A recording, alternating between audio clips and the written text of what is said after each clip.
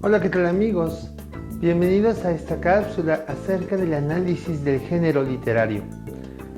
Hablamos del género literario refiriéndonos al poema, es decir, todo poema va a contener fondo y va a contener forma. Hablamos de forma como la estructura y la organización de la información. Y esta estructura y esta organización va a usar marcas gráficas, como por ejemplo marcados, subrayados, va también a hablarnos de incisos, cursivas, entre otros elementos gráficos que pudieran denotar la estructura del poema. Otro elemento más es el fondo. Este se refiere a la adecuación del texto a su propio contexto, en donde el tema central del poema le va a dar unidad y le va a dar coherencia.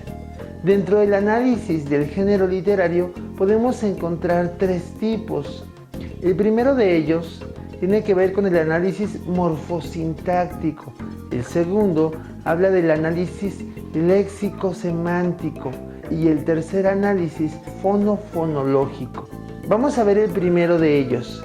El primero de ellos habla del análisis morfosintáctico. Este se refiere a analizar la estructura de cada palabra. Recordemos que cada palabra, cada verso, cada frase va a estar estructurada por sílabas. De esta manera vamos a poder nosotros medir el tipo de sílaba, el tipo de oración que tenemos, el tipo de verso que tenemos. Para ello usamos la métrica. La métrica es el número de sílabas que componen un verso. Entendiendo lo que es la métrica, vamos a empezar a hacer nuestro propio análisis. Ok, ¿cómo hacer el análisis? Tenemos que entender primero, o tenemos que recordar que el análisis tiene que ver con el número de sílabas. Vamos a recordar algunas de ellas. Si es una sílaba, se llama monosílabo, 2 bisílabo, 3 trisílabo, 4 tetrasílabo, 5 pentasílabo, 6 hexasílabo, 7 heptasílabo, 8 octasílabo, 9 eneasílabo, 10 decasílabo, para referirnos a 11 sílabas en decasílabo, para referirnos a 12 dodecasílabo, y 14 sílabas dentro de una línea, dentro de un verso, se va a llamar alejandrino. Entonces, entendiendo que un verso lo vamos a poder separar en diferentes sílabas, lo que vamos a empezar a buscar es cuántas sílabas tiene nuestra línea, cuántas sílabas tiene nuestro verso.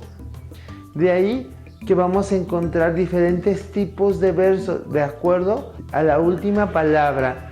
¿Cuál es la sílaba tónica? Recordemos, la sílaba tónica tiene que ver con en dónde suena más fuerte la palabra, ya sea por un acento escrito o por un acento fonológico, es decir, un acento prosódico o un acento escrito.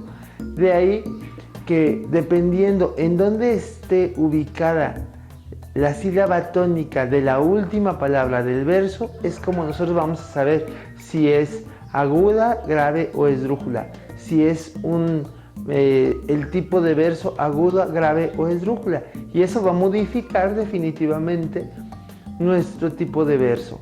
Entonces, del tipo de verso agudo, ¿cómo hacerle?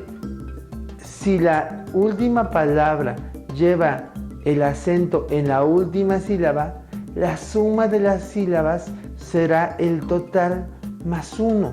Es decir, por ejemplo, si la palabra aguda es cayó, el acento está en la sílaba yo. Y entonces serían cayó, 1, 2 sílabas, 1, 2 sílabas. Y entonces la regla dice que son la suma de las sílabas más 1. Entonces serían K sería 1, yo sería 2, más 1, según esta regla, serían entonces 3 sílabas en total. Y entonces se llamaría trisílabo. Ahora, para saber si nuestro tipo de verso es grave, entonces la regla dice que es la suma de las sílabas y checando la última, es la última palabra que se agrave, y entonces la suma de todas las sílabas es el total. Es decir, por ejemplo, de la palabra verano, este fue un gran verano, vamos a suponer el ejemplo, y entonces la última sílaba sería verano.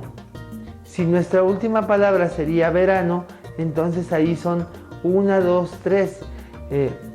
Este será un gran verano, sería este será un gran verano. Son 9 sílabas.